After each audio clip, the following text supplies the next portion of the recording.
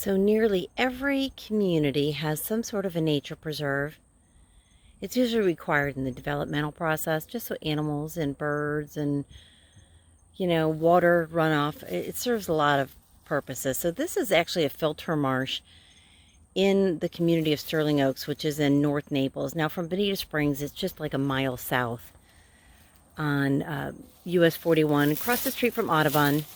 This is my fearless dog, Dylan. There's a bunny down there. It's driving him crazy. So there's a little neighborhood or section here in Sterling Oaks that actually has this little hidden pathway that nobody in a million years would probably ever see. But it's a little nature trail, so we stay in this neighborhood from time to time.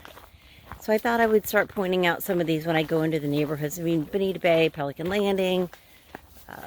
A lot of these neighborhoods have got great nature preserves for the animals and even for the people to be able to recreate.